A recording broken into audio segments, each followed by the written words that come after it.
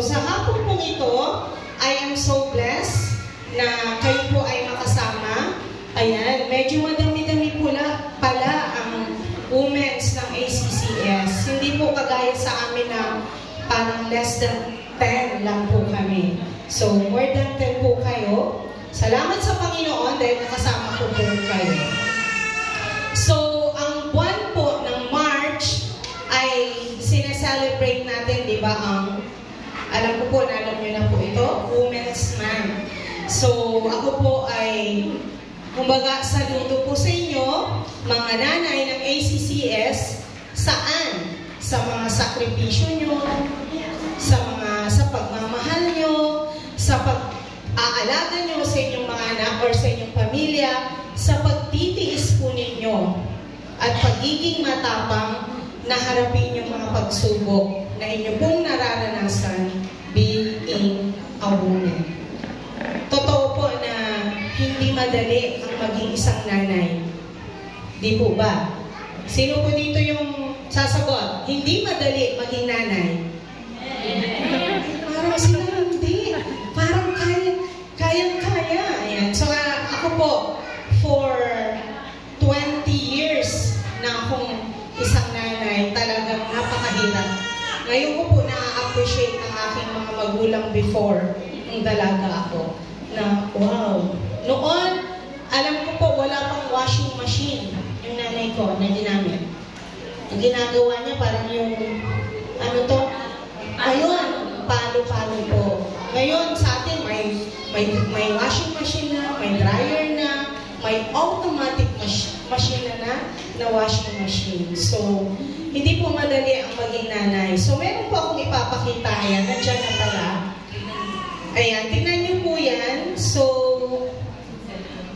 ano pong tawag dyan? Yes, yan po ay multitasking mom. So, kung isa po dyan or marami dyan ang na kayo, ay super mom kayo. Sino po sa inyo yung nakakaranas ng ganito, yung nakaka-relate ng ganito? Parang malakas yata yung base, Pastora. Sino po yung habang umiikot yung washing machine, nagluluto, at habang inaantay na kumulo, naglilinis sa loob ng bahay? Sino po gano'n? Amen. Ako po, Diyos ko, talaga naman. Pero salamat sa Panginoon sa kalakasan na binibigay niya po sa atin. Pwede po bang pakitabi kami yung mga katabi? Pakisabi po, be brave. Be brave. Yan, maging matapang. Dahil sa dami nating mga ginagawa sa buhay. Ayan, meron po akong tanong. Para po sa inyo, ano po yung basihan ninyo sa pagiging brave or matapang? Yun bang dahil ikaw ay brave sa tingin mo sa sarili mo, naninigaw ka? Yun ba yung basihan mo ng pagiging matapang? Yun bang ikaw yung nasusunod sa loob ng inyong tahanan? Ang basihan mo ba sa pagiging brave ay yung malakas ako? Ang basihan mo ba sa pagiging brave ay yung inaaway mo si Mister kahit nasaan mga lugar? Yung bang nandun nakita mo yung asawa, nag-iinom, yun po ba yung basehan natin sa pagiging matapang? I hope na hindi po ganun yung mindset natin pagdating sa pagiging brave. So, sa umahapon pong ito, yan po yung ating pag-uusapan, be brave, woman of God. But before that, let us close our eyes and let us ask God to speak to us this afternoon. Sige po, tayo pong lahat ay manalangin. Dakila at makapangyarihang Diyos, salamat po, Ama, sa hapon po ito, sa inyong pong pagsama sa amin. Salamat po, Panginoon, dahil dinala niyo kami dito, Panginoon, na nandun yung protection, nandun yung kalakasan, Lord, kilala niyo po ang bawat sa amin na nandito, Panginoon. Kung may mga kabigatan man sa aming mga puso, patuloy po, O Diyos, na pag-aanin niyo ang aming mga nararamdaman. Nang sa gayon, Panginoon, ay maunawaan namin at maintindihan ang inyong pong salita na aming pong pag-aaralan sa umagang ito, Panginoon. Lord, tulungan niyo kami at hayaan mo ng iyong banal na Espiritu ang siya pong mangusap, kumilos sa bawat isa na nandito. Sa pangalan ni Jesus. Amen.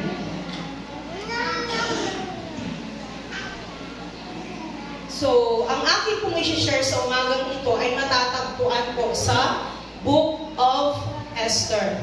So, meron pong isang babae at isa siyang reyna. So, maybe some of you po ay alam na yung kwentong ito. So, ayan po.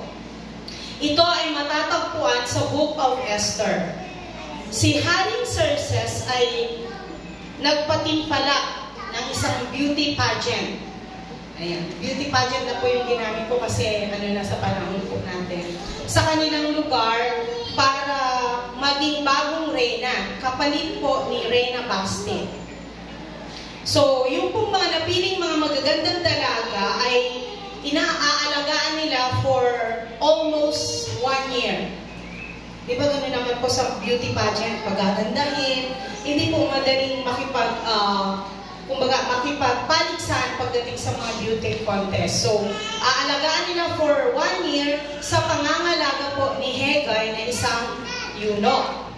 At pagkatapos, pipili ang hari kung sino ang kanyang maiibigan at gagawing reyna. And there was a beautiful woman named Esther. Isa po siya sa napili. Ayan, si Esther ay isang Hudyo. Ngunit hindi po niya ito sinabi na isa siyang Hudyo sa pakiusap po ng kanyang pinsan na si Mordecai. Ayan, to make the story short, napiling reyna si Queen Esther ni Haring Xerxes. And in chapter 3, yan, next slide po. Yan.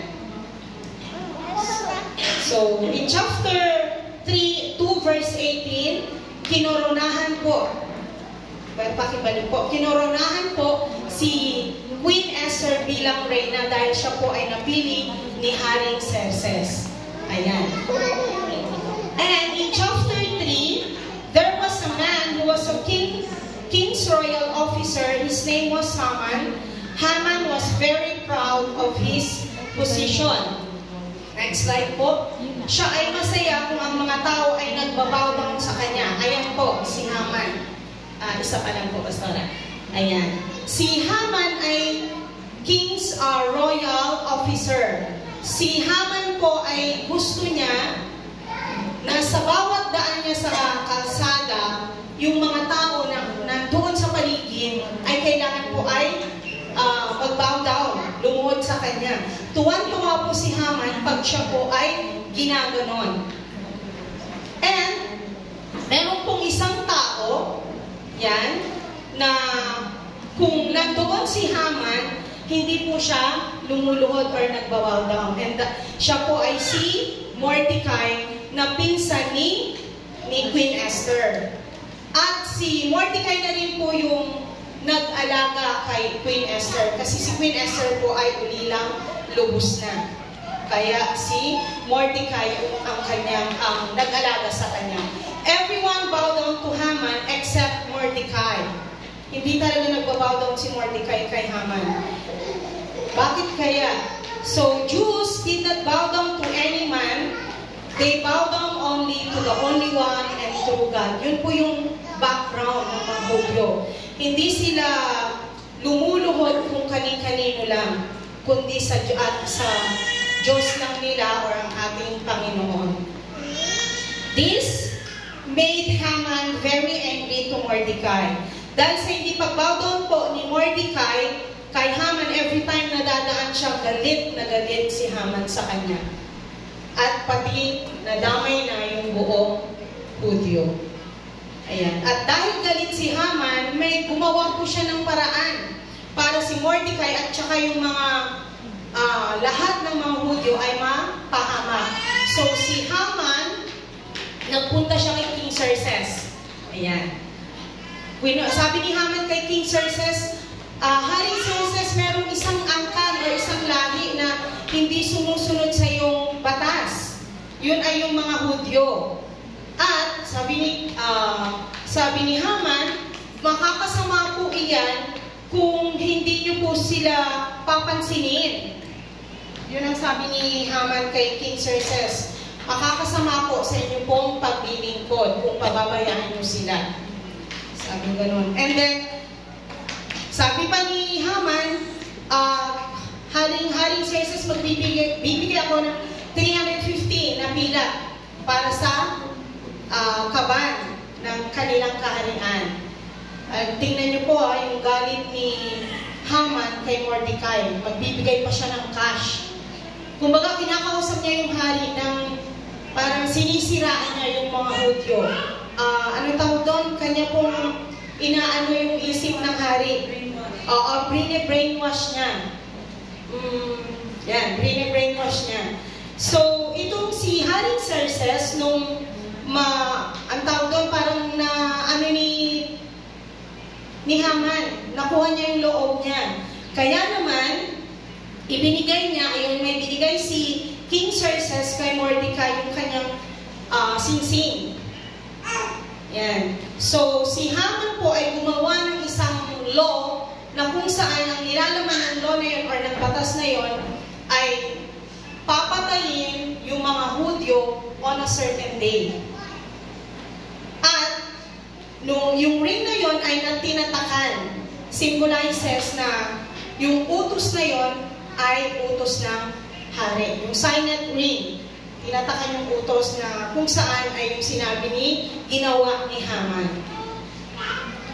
And sinabi pa ng hari, ikaw na yung bahala sa salapi at gawin mo na ang gusto mong gawin sa mga lahing yan. So, lahi po ni Mordecai o ni Queen Esther. At alam niyo po ba kung ano po yung araw kung kailan ipapapatay sa ginawa ni Haman na law or batas? Sabi po doon sa labindalawa, tama ba? On the 12th day ng buwan ng December. Labindalawang araw sa labindalawang buwan. So sa panahon po natin ay December 12 at sa panahon po nila ay buwan ng Adar. So bata o matanda, babae o lalaki, kasamang papatayin. Doon sa ginawa ni Haman na batas na may kasamang yung tatak ng singsing ng hari. At yung pag sila po ay mamatay, lahat ng ari-arian ng mga Hudyo na papatayin ay sasamsamin nila, kukunin nila. Yung utos ay naikalat sa buong lugar nila and it made the Jews very sad. Gulong-gulo yung kanilang kaisipan, sobrang takot at paghihinagpis ang naramdaman nila. Ikaw ba naman yung kumbaga may taning ngayong buhay mo, papatayin ka na sa ganitong araw. Kaya lahat ng Hudyo during that time ay tumangis. And in chapter 4, Mordecai tore his cloth. Ayan po si Mordecai, pinsan ni Esther. Pinunid niya ang kanyang damit at naglagay siya ng abo sa ulo. Symbolizes pagdulugsa. Lumipot siya sa buong lugar at buong lakas na tumangis. Kahit po sa mga ibang lugar kung nasaan yung mga Hudyo, ay ganoon din po yung kanilang ginawa. Tumangis. Bakit? Kasi po sila na po ay papatayin sa mga darating na panahon. Imagine po nga ang kanilang napakalaking challenges na kinakaharap. Buhay pa sila, meron nang nakalagay na certain day or day para sila ay patayin. So, ayan po yung picture na yan. Pinaalam po ni Mordecai kay Queen Esther kung ano yung kumakalat na balita. At sabi po ni Mordecai kay Queen Esther, pumunta ka sa hari, kausapin mo siya para hindi kami patayin. Ayan. Pero ang sagot po ni Queen Esther, chapter 4, verse 11, alam na alam ng lahat na walang tinatangi ang batas sa kaharian. Babae o lalaki, sino mang lumapit sa hari ay di pinapatawag ay papatayin. Maliban na ipatong sa kanya ang gintong sentro ng hari. Yun po yung sagot ni Queen Esther kay Mordecai. Pero sumagot po ulit si Mordecai sa kanya. Ayan na po yung ating theme verse. Kapag pinawalang bahala mo ang pangyayaring ito, tiyak na may magliligtas din sa mga Hudyo, ngunit malilipol ka at ang iyong angkan.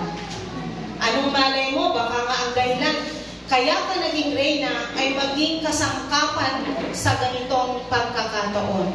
Maybe this is the reason why you were chosen queen. So we made you queen to save all the Jews. Sabi po ni Mordecai. At sumagot po ulit si Queen Esther.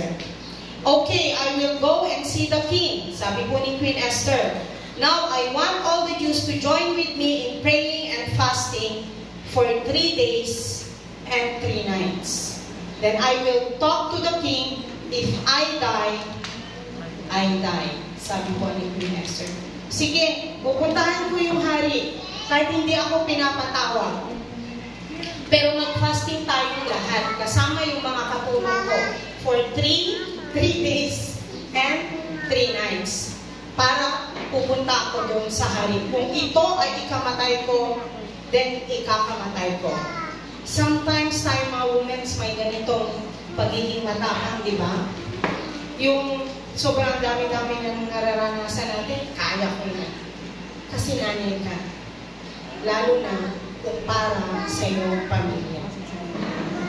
So, after 3 days and 3 nights of fasting, nagsuot na po si Queen Esther ng kanyang damit ng bilang isang reyna at nagpunta na siya sa hari.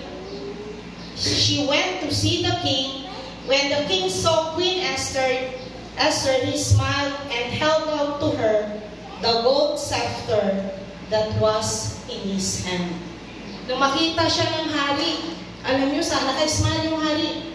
Inabot niya kaagad yung kanyang scepter, tungkol. Scepter symbolizes na inaalaw niya si Queen Esther na pumasok sa kanyang lugar. Tignan po natin, nakakatuwa yung pagkilos ng Diyos sa buhay niya. Buong tapang niyang hinarap ang hari kahit ikamatay pa niya. God had heard and answered the prayer of Queen Esther. Dahil po, hindi sa kanyang sagana lamang. Kundi, di ba, nag-prayer and fasting ng mga Hudyo. So, after makita siya ni King Xerxes, ang tanong po sa kanya, ano ang kailangan mo, Queen Esther? Ano yung request mo? Sabi pa ng hari, kahit pa yung kalahati ng aking kingdom, ibibigay ko sa iyo. Sumagot po si Queen Esther, I would like you and Haman to come to a special dinner I have prepared. Inaanyayahan ni Queen Esther si Haman at saka si King Xerxes na kumain doon sa kanyang bahay. Kaya tinawag agad ng hari si Haman. So the king and Haman came to dinner. Haman was very proud to join the king and queen to sa pag-anyaya po ni Queen Esther. Lalo siyang naging mayabang. Sabi niya, ako lang yung inanyayahan na makikain sa hari at saka sa reyna. Yun po yung sabi ni Haman. At habang sila po ay kumakain, the king asked Queen Esther again. Tinanong niya ulit, ano ba yung request mo, Queen Esther? Sabihin mo na. At sumagot po si Queen Esther. Ayan. If you are happy with me as your queen, please let me and my people live. Sabi niya, a law has been made to kill all the Jews in your kingdom. Sabi niya, merong batas na inilabas. Kasama ng merong kang tatak na lahat ng Hudyo ay iwawash out, papantayin dito sa iyong lugar. Sa nalaman ng hari, galit na galit siya at tinanong kung sinong may pakana nito. Ayan yung picture po na last. Sumagot ang reyna, ang aming kaaway at taga-usig ang masama si Haman. At si Haman during that time ay nangangatukpo sa takot dahil sa nakita niyang galit sa mukha ng hari. At si Haman po ay naparusahan. Yan po yung story ni Queen Esther na iligtas po niya ang lahi ng mga Israel sa katapangan ni Queen Esther. Now, ano po yung matututunan natin sa buhay ni Queen Esther? Being a queen na naging matapang na hinarap yung mga pagsubok na challenges sa kanyang buhay. Kagaya niya na yung mga pagsubok na ating pinapasan at papasanin pa in the future, paano natin yung paano tayo magiging brave or paano natin yun mapagtatagumpayan bilang mga nanay. Kanina po may pinakita ko sa inyo yung multitasking mom or super mom. Tinatawag ko pong super mom. And those are just one challenges na ating kinakaharap araw-araw. And that is why we need to be brave. How then? Paano? Paano tayo magiging brave? Ayan yung kwento po ni Queen Esther. Okay, number 1, know that God has a plan for every person. For every nanay na nandirito. May plano ang Diyos sa buhay po natin. Hindi aksidente na kayo po ay nandito sa hapong ito. Na para lang umattend dahil niyaya ni Pastora, niyaya ng kapatid nyo, niyaya ng kaibigan or kapitbahay nyo, pupunta na lang ako kasi wala naman akong gagawin sa bahay. Ayan, naka-aircon naman doon. Hindi mainit. Ayan. Pero absolutely no. God has a plan for you, kaya ka nandito sa hapong ito. Si Queen Esther ay isa pong Hudyo. Tama po, di ba? Kanina nasabi ko po. Ang Hudyo, during their times, ay captured, binihag, para dalhin sa Babylonia, para maging alipin. Alipin means walang kakayanan. Wala siyang power. Wala siyang kapag-apag-asa. Lahat ng iutos sa kanya ay gagawin niya. Kasi nga po siya ay alipin. Ganun po yung buhay nila Queen Esther, Mordecai at lahat ng Jews. Kaya siya nandun sa kingdom ni King Xerxes. And yet, nalaman po natin na si Queen Esther was chosen to be a queen. In chapter 2, verse 18, di ba kinoronahan po siya? So, yan, 2:18. Sabi po sa Luke 1, verse 37, walang anumang bagay na hindi kayang gawin ng Diyos kung plinano niya para sa'yo. Amen. Kagaya ni Queen Esther. Diba?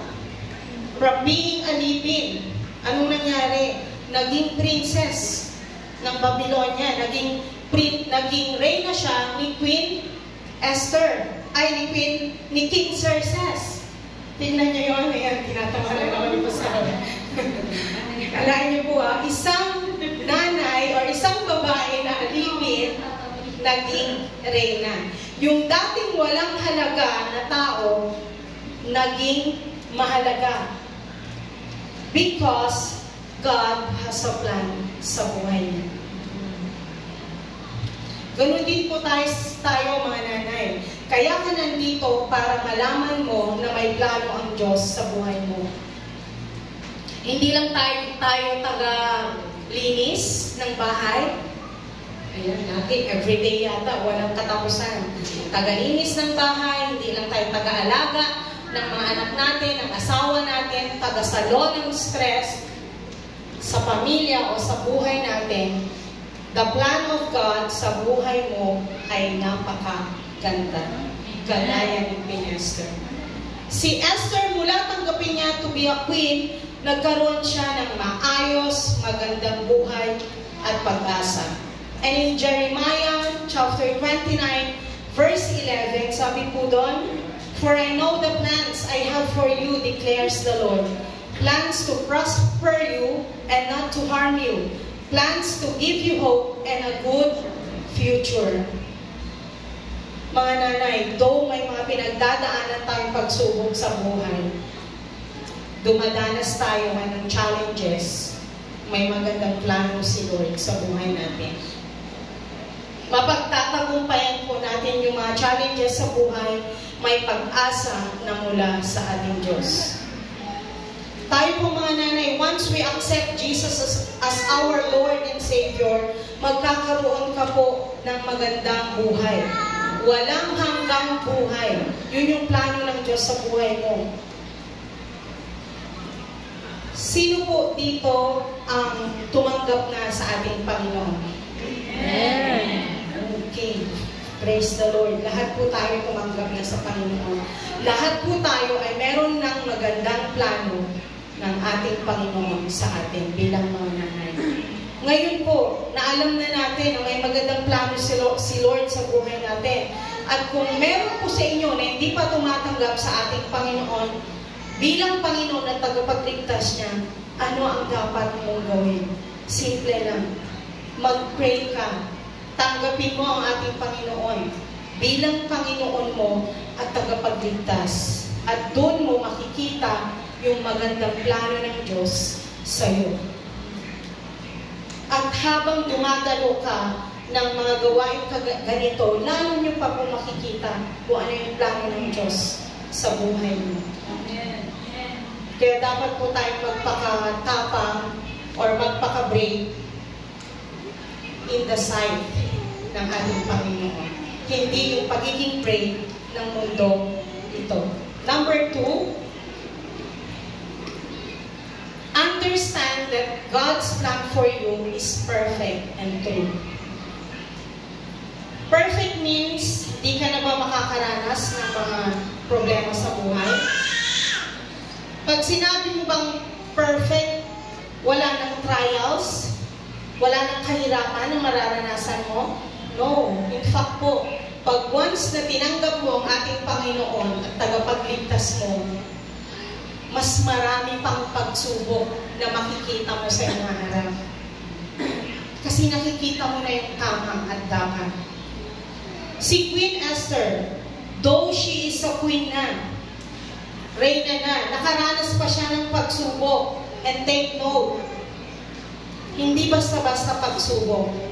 It's between life and death. Sa katauhan po ni Haman, di ba?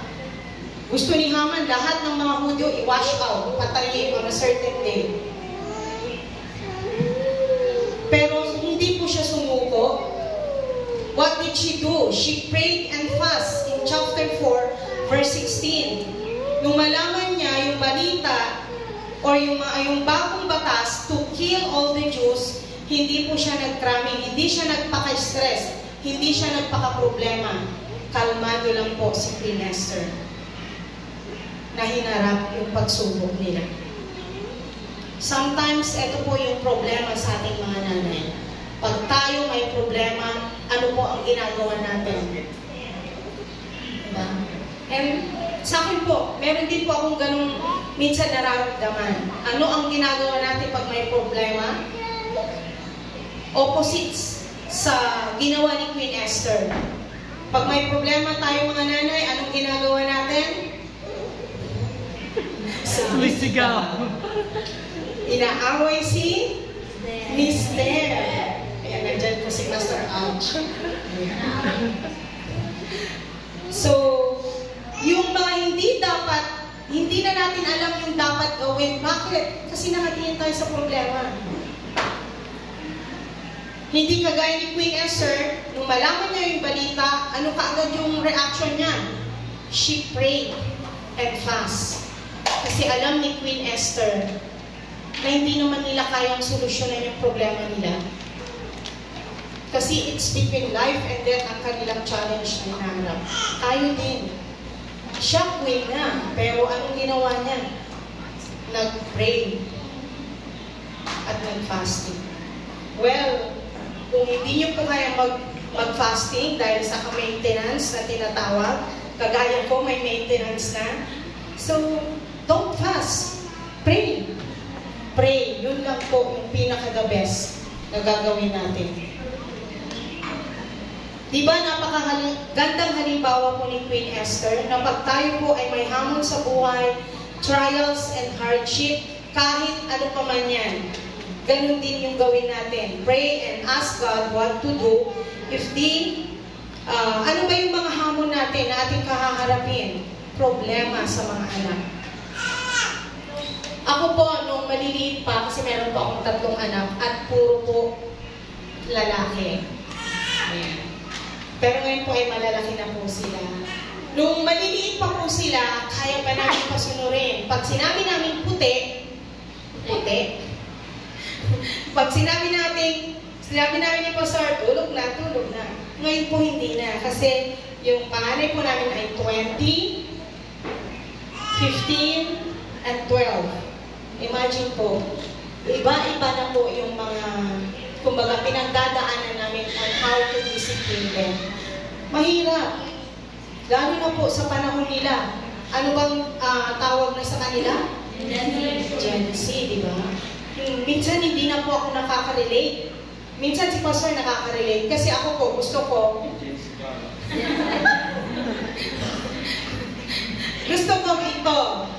ito.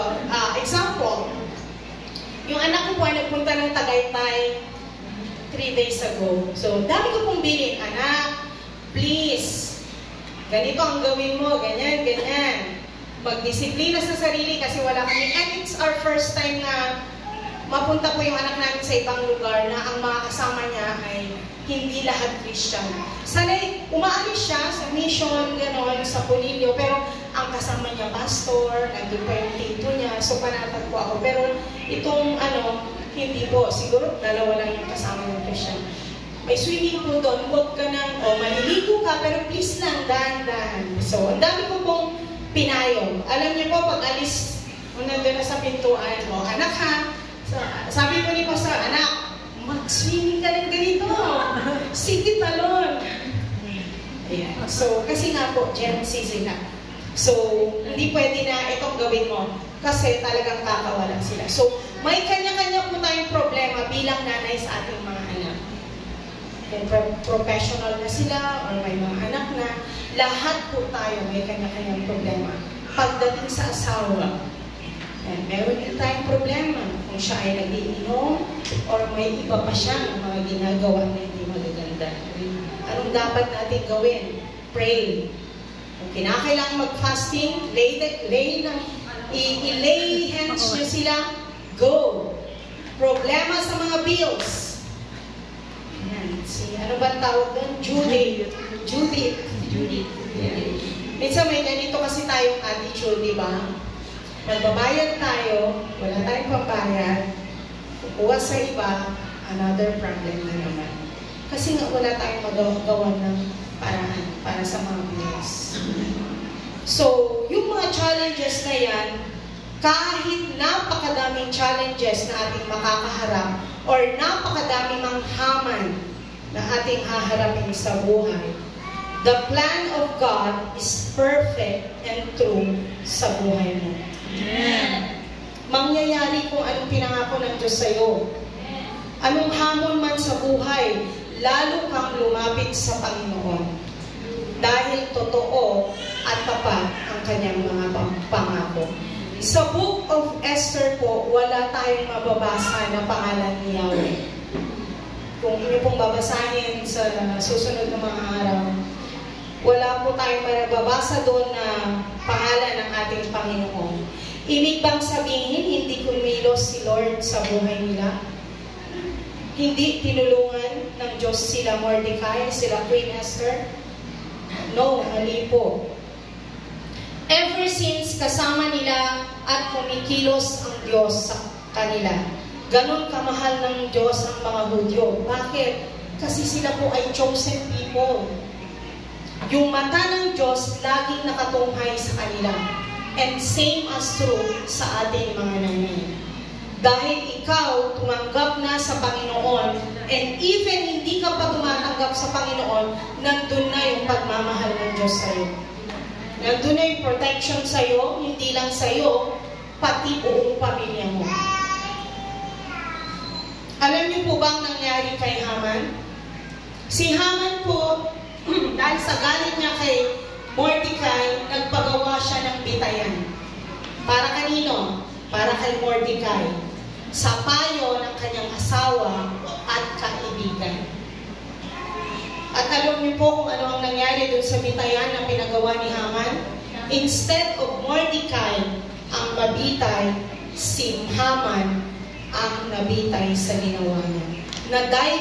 Na-divert po yung pangyayari because of the help and working power of God sa buhay nila Queen Esther, Mordecai. Tingnan niyo po ang mga nanay. Diba may mga sitwasyon tayo minsan na parang wala nang solusyon. Pero dahil pinagkatiwala mo sa Panginoon, nababago yung pangit na sitwasyon sa magandang sitwasyon. Sa atin po, dahil sa mga hamon na ating nararanasan, it seems malayo si Lord. Di kumikilos dahil nakatingin po tayo sa problema. Imbes na tingnan natin si Lord, alalahanin po natin, ano man yung sitwasyon natin, problema, mas malaki si Lord. He can do anything, everything sa buhay po natin bilang mga nanay. Akala natin, hindi ko tumutulong si Lord sa atin, but the truth is, God is at work 24/7. Nakatunghay ng Diyos sa bawat isa sa atin. Alam niyo po ba yung kanta ng Waymaker? Diba sabi po doon, even when I don't see it, you're working. Even when I don't feel it, you're working, you never stop working. Tingnan niyo po ha. Minsan hindi natin nakikita yung pagkilos ng Diyos sa buhay natin.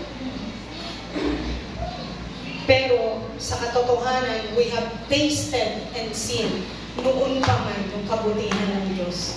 Pero dahil sa nararanasan mo na pagsubok sa buhay mo, hindi mo yung tinitignan. Mula pa nung mag-asawa kayo, sige po, bilangin nyo kung ilang beses nang naging mabuti ang Diyos sa buhay mo.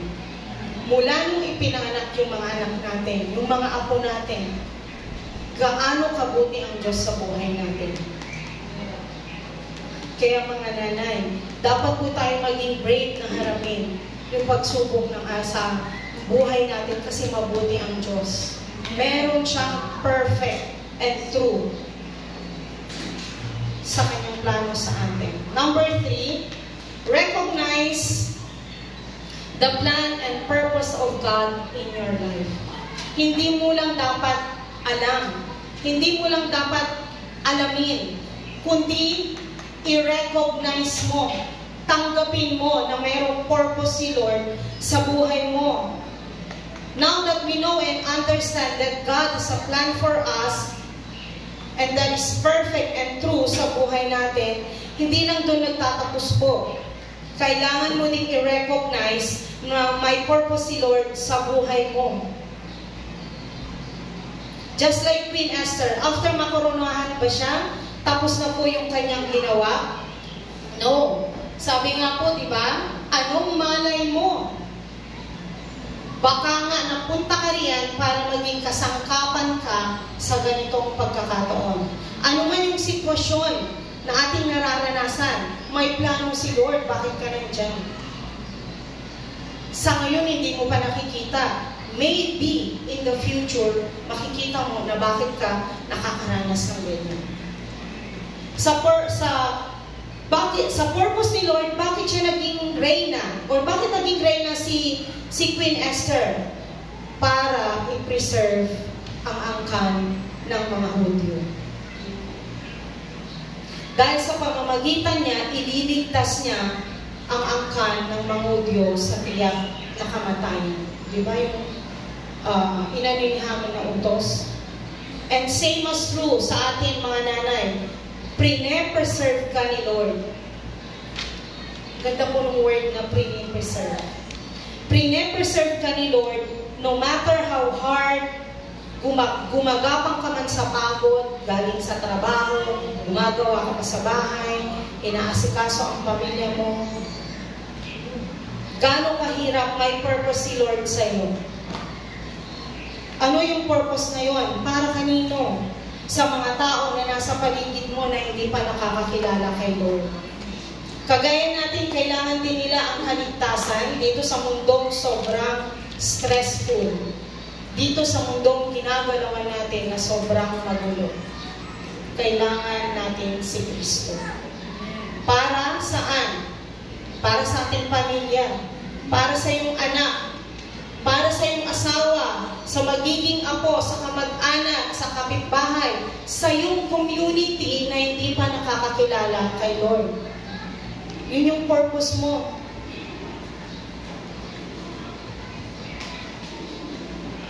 Kaya dapat po huwag tayong sumuko dahil may purpose si Lord sa buhay mo. Para ibahagi mo din si Lord sa buhay nila, para maligtas din sila at magkaroon ng relasyon sa Diyos. Magkaroon din sila ng buhay na walang hanggan at matanggap ang plano ng Diyos sa buhay nila. And that is the ultimate purpose of God sa buhay natin, para i-share si Lord sa buhay nila. Gaano man po ito kahirap, kabigat, ano man yung ating nararanasan na hamon na pinagdadaanan, manangan tayo sa kanyang pangako. Sa salita ng ating Panginoon. Huwag niyo pong sarilinin, mga nanay, yung magandang plano at purpose ni Lord sa inyo. Pass it on. Ibahagi niyo po sa inyong mga anak. Ibahagi niyo po sa inyong mga kamag-anak para sila rin ay magkaroon ng kaligtasan at magkaroon ng buhay na walang hanggan. Para din po sila ay maging brave na harapin yung mga pagsubok sa kanilang buhay. Dahil kagaya natin, hindi po madali ang pagdadaanan dito sa mundong ito. Masusubok din sila in all areas sa buhay po nila. Yan, yung mga batang to, pass it on. Nakakatuwa sila. Sa kanilang murang edad, nandito na po sila. And I know, ano man yung naririnig nila na salita ng Diyos, natatanim po sa kanilang puso. At sa kanilang paglaki, magagamit po nila ito.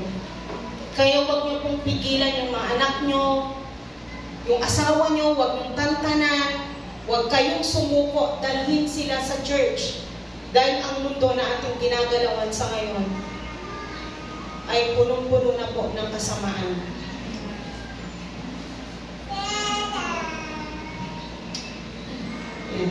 Meron po akong i-share sa inyo at dito na po ako magtatapos. Ayan. So, and this is my first time na i-share po sa inyo in public yung pong experiences namin sa paglilingkod sa Panginoon. First time. Ayaw ko po sanang i-share dahil bumabalik yung sakit. Sabi ko, gusto mo kami, ako doon. Pero kailangan ko pong magpaka-brave kasi yun po yung ating tema. So, 2012, namatayan po kami ng anak ng pastor. So, dapat po apat na. And until now, hindi ko po alam kung babae siya or lalaki. Bakit? Kasi po, eclampsia po ako. Ang ate ko po lang ang nakakaalam kung ano yung dyan, babae siya o lalaki. So, ayaw na po nilang malaman, ipaalam niyo daw po yung sabi ng doktor. Hanggang ngayon, hindi ko po alam. So, ginawa po namin lahat ni Pastor, sinanla po namin yung bahay namin. Ayan, sila Ashley at saka si Santiago, kapitbahay po namin. Sinanla po namin kasi kailangan namin ng malaking halaga para po doon sa anak namin. Pero naisanla namin yung bahay namin. Pero namatay pa rin po siya. Ayan. So, nung una po, talagang, Lord, bakit? Lord, bakit? Ang dami ko pong bakit. At every time na dadaan po ako doon sa kung saan siya naibig, may kirot. Kahit po yung hospital kung saan po siya may kirot. Pero,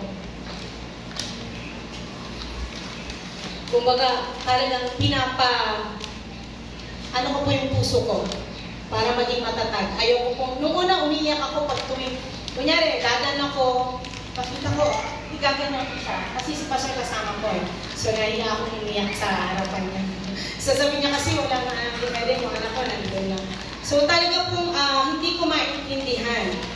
And after that, mga ilang taon po ulit, sumunod yung nanay ko. Namatay. Ako po yung bunso sa amin at napaka-close po ako sa aking magulang. To the point na pagsasabi ni Pastor Len, titira na tayo sa Exodus. Sa Magda lang po kami titirahan na tayo sa Exodus dun sa church. Umiiyak na po ako. Kasi hindi ko naman makakasama sila mama. Ganun po ako ka-close sa magulang ko. And then, ilang taon po ulit, before the ordination of Pastor Jonathan, yun ay 2017, first time po mamit si Pastor Aiza. Nakaranas po kami ng literal na haman sa buhay namin. Hindi ko na po sasabihin kung sino. Kasi baka kilala niyo po. Ayan, joke lang. So, as in, to the point na mag-give up na si Pastor, ayaw na niyang magpo-ordain. At habang nag-ordain sila, di ba, nagre-review pa sila. Grabe po yung pinagdaanan nila during that time na i-ordain. Nagre-review kasi marami silang i-memorize. Ayaw na po ni Pastor, salamat sa Panginoon yung mga tao na nasa paligid po namin. In-encourage po kami, kaya kami nagpatuloy. Dahil sa naranasan po namin, caused me sadness, pain, fear, emptiness, to the point na nawalan po ako ng tiwala sa ibang tao. Feeling ko, mga anak ko lang at si Pastor lang ang pwede kong pagkatiwalaan. At of course, ang ating Panginoon. Sa Kanya lang po ako nagsusumbong. But God did not allow me na maging ganon. Ayaw ni Lord na maramdaman ko yung mga bagay na ganon. Hindi kasi tama. Okay na basawa. Ayaw ni Lord na ganun yung aking nasa puso. Ayaw ni Lord na ganun yung attitude ko. Ayaw ni Lord na gamitin ka bilang instrumento kung may ganun kang attitude. Unti-unti ay nabago ang aking mindset. Yung negative feelings, it turned into positive feelings. Until such time na those bad experiences na naranasan namin sa mga tao at yung naranasan ko sa anak namin na namatay, yung nanay ko namatay, halos magkakasunod, ay pinagpapasalamat ko na sa Panginoon. Hindi po madali. Hindi po madali yung paano ko na-overcome yun. Meron pong time na halos siguro po kung sinahod lang yung iyak ko, ang dami na po siguro dahil sa experience namin sa paglilingkod sa Panginoon.